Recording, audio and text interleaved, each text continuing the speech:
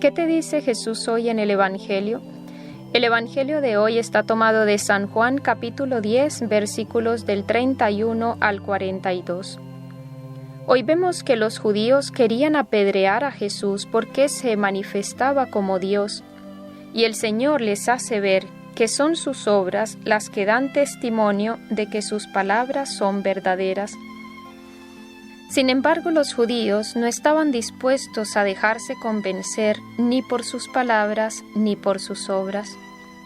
Muchas obras buenas había hecho Jesús entre ellos. Había hecho milagros, curaciones, resucitado muertos.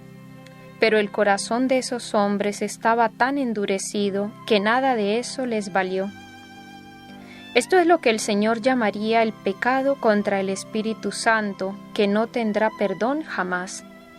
Cuando uno oye esto le puede parecer un poco duro, pues si Dios es infinitamente misericordioso, ¿cómo no va a perdonar este pecado? Vamos a tratar de explicarlo. El pecado contra el Espíritu Santo es el pecado del que ha llegado al techo de la soberbia. Es el pecado del que voluntariamente rechaza a Dios. No tiene perdón no porque Dios no esté abierto y dispuesto a perdonar, sino porque ese pecador no quiere recibir el perdón que Dios le ofrece.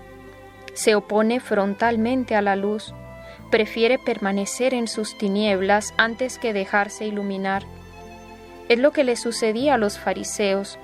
Tenían pruebas evidentes para creer en Cristo, pero no querían aceptarlas. Y nos dice el Evangelio que no podían creer porque sus obras venían siendo malas. Uno se asusta al ver tanta dureza, pero cualquiera de nosotros, hermanos, puede llegar ahí.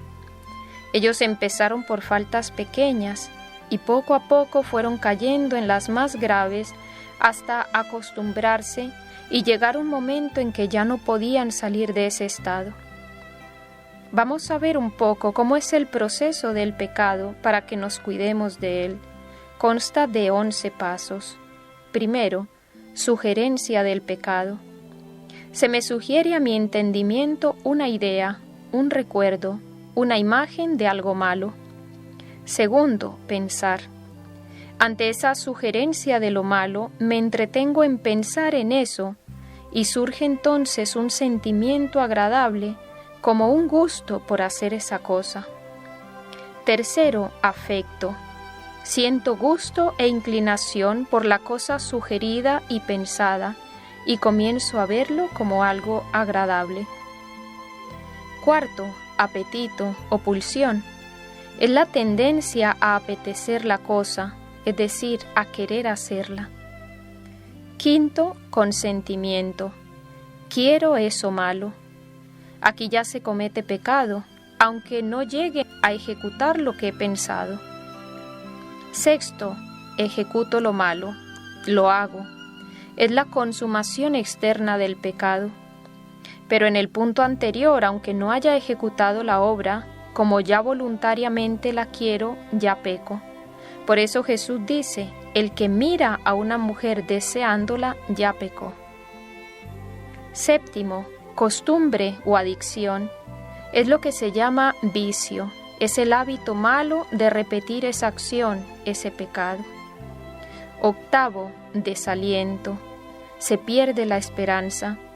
Ante la dificultad de la lucha comienza el alma a desalentarse debido a las derrotas continuas. Noveno, defensa. Comienzo a justificar mi conducta, que si soy débil, que es que ya es un hábito, que no tengo fuerzas, etc. Décimo, la jactancia. Ya no solo justifica el pecado, sino que se jacta de ello. Piensa, como muchos lo hacen, pues no debe ser pecado. Esto debe ser bueno. Y 11, el endurecimiento. Es la obstinación. Esto es a lo que llegaron los fariseos, la ceguera espiritual. Ante los milagros de Cristo deciden matarlo. Es el hombre que lo blanco lo ve negro y lo negro blanco. Es el pecado contra el Espíritu Santo, es la condenación en vida. Por eso, queridos hermanos, temamos mucho el pecar y pidámosle a la Santísima Virgen que nos conceda la gracia de preferir morir antes que pecar mortalmente o de acostumbrarnos a un estado de pecado. Que nos conceda la gracia de luchar siempre contra todo lo que nos aparte de Dios, y si por nuestra fragilidad caemos, que nos arrepintamos con sinceridad.